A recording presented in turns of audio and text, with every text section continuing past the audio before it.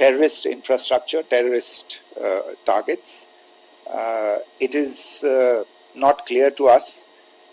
In fact, seeing some of the coverage of the after effects of these strikes, including the funerals for the terrorists that were held yesterday. I think a lot of you have seen the reports and the coverage on media. If only civilians, if any civilians were killed in these attacks, I wonder what message this picture actually sends to all of you. This is a question that is worth asking.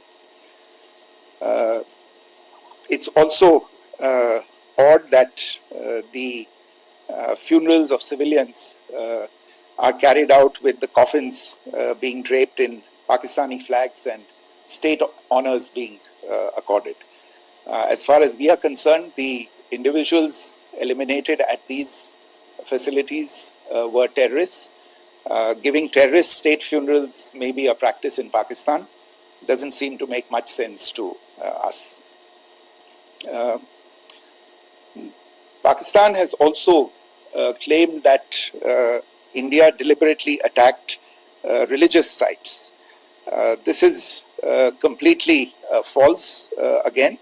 I have made it clear that the targets were terrorist infrastructure, terrorist facilities, and locations connected clearly with incidents of cross-border terrorism into India. And it is in fact Pakistan that is misusing religious sites as a cover to in fact radicalize, direct and indoctrinate and train terrorists.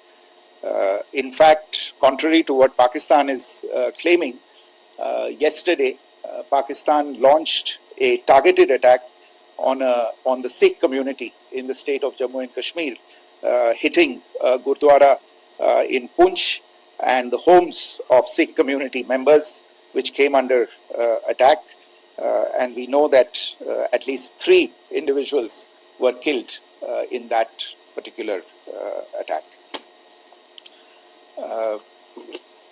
Pakistan is also making attempts to, in fact, just to add to this point, the retaliatory action that Pakistan has taken, in fact, is impacting civilians. I showed you the picture of the Gurdwara and the Sikh community members who were killed in this. There are other civilians also who've been killed and injured in these attacks. In fact, since yesterday morning, a total of 16 civilians have been killed and 59 others have been injured in the attacks by Pakistan. Not only this, Pakistan is also making attempts as part of its disinformation campaign to paint our action with regard to cross-border terrorism through the communal angle. If that is the issue, then I think I can do no better than to cite or point you in the direction of the Pakistan Army Chief's speech of 16 April 2025. I think that is the last word in communal rhetoric. And in the Pahalgam attack itself, you are aware of the kind of religious profiling that was done there, and perhaps there is a linkage between these two events. I can only say that these nefarious designs will not be allowed to succeed in India. And it is to be noted that people from all faiths, all religions, all regions in India have unequivocally, not just in India but around the world, have condemned these attacks. The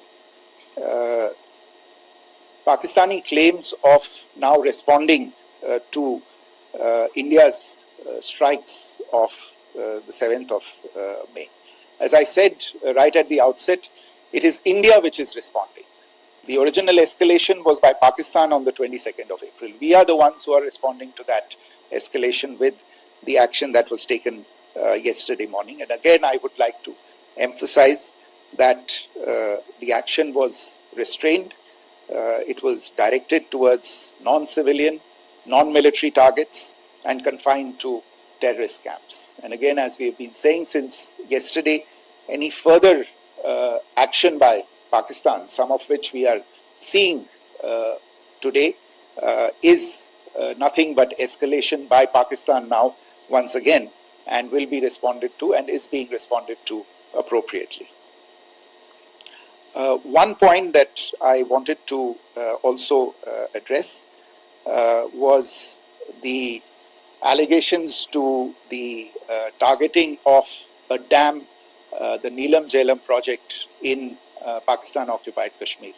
I want to say that this is an absolute and complete fabrication and a blatant lie. India has targeted only and only terrorist infrastructure, and the details of that terrorist infrastructure, together with the locations, were shared with you yesterday by Colonel Qureshi and Wing Commander Singh.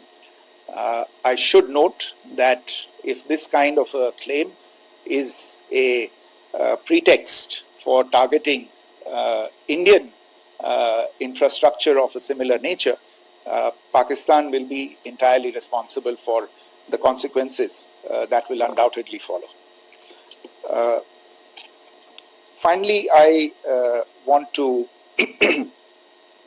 address the some issues that have been raised related to the Indus Waters Treaty and the disinformation that has been raised in regard to that as well. The fact is that there have been fundamental changes in the circumstances in which the Indus Waters Treaty was concluded, and they call for a reassessment of the obligations under the treaty. Over the last year and a half to 2 years, India has been in communication with the government of Pakistan. We've sent several notices to them requesting for negotiations to discuss modification of the treaty. India has for 6+ decades now honored the treaty, even during periods when Pakistan imposed multiple wars on us, and even when relations were adversarial. Pakistan is the one that has been acting in violation of the treaty, deliberately creating legal roadblocks in India exercising its legitimate rights on the western rivers. Any projects that India sought to build on the eastern rivers and even on the western rivers, which we are allowed to by the treaty, were always challenged by Pakistan, thereby hampering our rights to utilize our legitimate waters under the treaty. In fact, if you see, the preamble of the treaty itself states that the treaty was concluded in a spirit of goodwill and friendship. Mark those words, concluded in a spirit of goodwill and friendship. ये भारत का धैर्य और भारत की सहनशीलता है जो 65 साल से हम इतनी प्रोवोकेशन के बावजूद इस ट्रीटी को निभा रहे हैं. However, as has been made clear earlier as well, Pakistan has not responded to our requests to enter into negotiations for a reassessment of the obligations under the treaty. A number of conditions have changed. This is a treaty that was based on the engineering techniques of the 50s and the 60s. We are living through the first quarter of the 21st century. Technological changes and technological advancements have to be taken into account. There are demographic changes, there are climate changes that have taken place. There is the imperative of clean energy, and of course the terrorism that Pakistan has wreaked in the state of Jammu and Kashmir itself has hampered India's ability to exercise its rights under the treaty. Pakistan's persistent refusal to respond to our request to enter into government-to-government negotiations on the modification of the treaty is, in a sense, itself a violation of the treaty. And therefore, India has taken the step of putting the treaty in abeyance until Pakistan abjures irrevocably its support for cross-border terrorism. Maybe I'll stop there. I mentioned earlier yesterday as well that this is an evolving situation. I would therefore ask all of you to be considerate and restrained. It will not be possible for us or my colleagues from the armed forces to share operational details at this point in time. Beyond that, if you have any questions, may I have time for only a few, and I'll try to answer those questions. Okay, I give the floor to Rishabh. On Secretary, good evening. This is Rishabh from Times Now. I just wanted to understand, as per the press release that has been released earlier today, it says that we have successfully hit at the air defense of Lahore. Does it give our forces a better chances if in case of further escalation? And are there other air defense places as well at strategic location that were targeted? Rishabh, you are violating the first rule that I set out at the end of my remarks.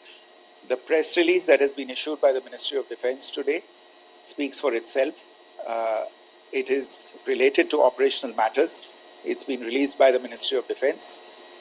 As more information becomes available, it will be released at the appropriate time. Once again, please don't go into operational details at this point in time, because this is a constantly evolving situation. Yeah, go ahead. Foreign Secretary Smita Sharma, just wanted to ask, the Pakistani Minister Ishaq Dar in an interview has claimed that the national security advisors of India and Pakistan have spoken to each other. If you could confirm or deny, and is complete severance of diplomatic ties with Pakistan also on the table? I have no information with regard to contacts between the two national security advisors. Insofar as diplomatic relations are concerned, you've seen the steps that were announced in response to the following the meeting of the Cabinet Committee on Security on the 23rd of April. There are no further steps that are under consideration at this moment in time. Here, go ahead. Foreign secretary, मेरा नाम मनीष है, मैं TV9 Bharatvarsh से हूं, और आपने खुद ही बताया कि कितना मिस इन्फॉर्मेशन क्रॉस बॉर्डर से आ रहा है, बल्कि ऐसा लग रहा है जैसे पाकिस्तान के प्राइम मिनिस्टर और डिफेंस मिनिस्टर तक भी प्रोपेगेंडा करने में मिस इन्फॉर्मेशन में आ गए हैं। वो कई बार तो ये तक दावा करते हैं कि हम 3 राफेल हमने गिरा दिया, इतने हमने मिग गिरा दिए, और जब उनसे पूछा जाता है तो वो कहते हैं कि सोशल मीडिया में हमने ये सब चीज़ें देखी थी। तो अगर आधिकारिक तौर पर अगर आप कुछ कह सकें इस पर, ताकि उन्हें भी समझ में आए कि इस तरह के प्रोपेगेंडा नहीं चलने वाला है। देखिए, जब सही समय होगा तो आधिकारिक तौर पे इसके बारे में सूचना दी जाएगी, लेकिन जो आपका प्रश्न है कि प्रधानमंत्री और उप प्रधानमंत्री और विदेश मंत्री, उनके रक्षा मंत्री इस तरह की बातें कर रहे हैं, तो इसमें अचरज की कोई बात नहीं है। आखिरकार ये एक देश है जिसने अपना इसका जन्म लेते ही झूठ शुरू हो गया था। 1947 में जब पाकिस्तानी फौज ने जम्मू कश्मीर पे दावा बोला, तो उन्होंने किसी ऐसे वैसे व्यक्ति से नहीं, संयुक्त राष्ट्र से झूठ बोला कि हमारा कोई लेना देना नहीं है इससे, ये लोग जो गए हैं वो तो कबायली हैं। वो तो जब हमारी फौज वहां पे पहुंची और यूएन के लोग, संयुक्त राष्ट्र के लोग खुद वहां पे पहुंचे, उन्होंने देखा कि वहां तो पाकिस्तानी फौज घुसपैठ करके आ गई है, उसके बाद पाकिस्तान को मुंह की देखनी पड़ी और उनको मानना पड़ा कि हाँ उनकी फौज वहां पे कुछ समय से पड़ी हुई है। तो ये जो यात्रा है एक तरह से 75 साल पहले शुरू हो चुकी है, तो I am not surprise that this kind of disinformation is being indulged in. Yeah. Siddhant. So Siddhant from Beyond. Sir, we have seen a lot of negative comments coming from the Pakistani military of escalation. If tomorrow there is an escalation, there are strikes, we know one attempt has been thwarted, what will be the Indian response to those attempts of creating more escalation? Because it is looking like it's going towards more escalation. And my second question is, are any other world powers, essentially the P5 countries, the West Asian countries, reaching out to de-escalate the current situation? Look, on escalation, we've already made our stance clear. I mean, there are two basic points. First of all, it is Pakistan that escalated on the 22nd of April. We are only responding to that escalation. And then what we have said yesterday and what my colleagues have said today, that now if there is an attempt at further escalation by Pakistan, it will be responded to in an appropriate domain. And therefore, the choice is entirely that of Pakistan to make. As to your second question, I don't think I can do better than to point you in the direction of the statements that are being made from practically every chancellery in the world and the sentiment that they are carrying. That sentiment essentially and for the major portion is support for the government of India in the context of the condemnation of the terrorist attack in Pahalgam on the 22nd of April. There is wide recognition of the government of India's right to respond to these attacks in self-defense, and of course a desire to ensure that there is not further escalation. I think these statements speak for themselves. Yeah. Sir, this is Mausami from India Today. Now, in the all-party meeting, we have learned that the Defence Minister has said that, in the Operation SIndoor, almost 100 terrorists were killed. Would we have any details about what is the number like, and also about if there were any big faces, masterminds, terrorist masterminds who were in fact killed? There is also a report that Masood Azhar's family's 10 members have been killed, and Rauf Asghar, who was actually the mastermind of Pulwama, he's also been badly, severely injured. I don't have information at this point in time to share with you on these issues. But as I said, I think, there is so much information out there on television, in the news media, in social media, that it sometimes looks like a long time has passed since this. Please understand that slightly over 36 hours only have passed since this operation was undertaken. Let's have some patience. Information will come out and will be shared in due time. Shruti. Thank you, Foreign Secretary. Shruti Ranjan from Bloomberg. Sir, could you give us any understanding whether India has moved the IMF or the World Bank to kind of, sensitize them about the the bailout that Pakistan has, and the kind of stuff that the Pakistan government is doing? Look, we have an executive director at the IMF. Tomorrow there is a meeting of the board of the IMF, and I'm sure that our executive director will put forward India's position. The decisions of the board are a different matter. You know the process through which they are made. But I think the case with regard to Pakistan should be self-evident to those people who generously open their pockets to bail out this country. And since you are from Bloomberg, I think you would have the data on how many IMF bailout programs have been, very good, thank you, have been sanctioned in the space of the last 3 decades. And I think you would also have an idea of how many of those programs have actually reached successful conclusion. Probably not many. So I think this is a decision that board members have to take by looking deep within themselves and looking at the facts. So we can, one last question, sir. Yeah, one last question. Foreign Secretary, I'm Siddhant from CNN News 18. I would like to know, since it's an opportunity to speak to you, I would like to know the response coming from United States since last 3 weeks. Saudi Arabia, Qatar. In fact, Prime Minister Modi spoke to Qatar before the strikes that evening. Perhaps how do you read the support coming from these countries? Perhaps traditionally they were seen on the other side. This time around, their statements are strong worded. In fact, India-Saudi joint statement also had a very strong condemnation, strong worded condemnation. United States at all level have condemned the attack and have extended support. In fact, Saudi Deputy Foreign Minister is in India. He just met EMS Jaishankar. Also, if you could shed some light on his visit, his meeting with EMS Jaishankar. In fact, we have also been told that he met Prime Minister Modi. Thank you. Look, all the countries that you named and many others, we have been in touch with them. The Prime Minister has spoken to a large number of world leaders. A large number of world leaders have called him, as have called the External Affairs Minister. As we speak, there are conversations going on today as well with world leaders. And your assessment or conclusion of the general tenor of these messages is very much on point. And I think this is a recognition of the fact, firstly, of the barbaric nature, the unprecedented nature and character and features of the attack in Pahalgam, and a recognition of India's right to respond to this, and also a recognition of the fact that in responding, we have been nothing but responsible, and have done so in a restrained, in a measured, and in a non-escalatory manner. I think that counts for something.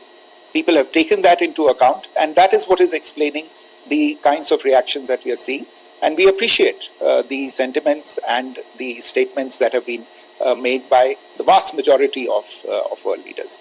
Yes, the Saudi Minister of State for Foreign Affairs is in Delhi. He had a meeting with the External Affairs Minister earlier today. I don't have further details at this moment, but if there are details, the ministry will share them at some point with you. Thank you. I think that's all we have time for today. We'll join you again soon. Thank you all.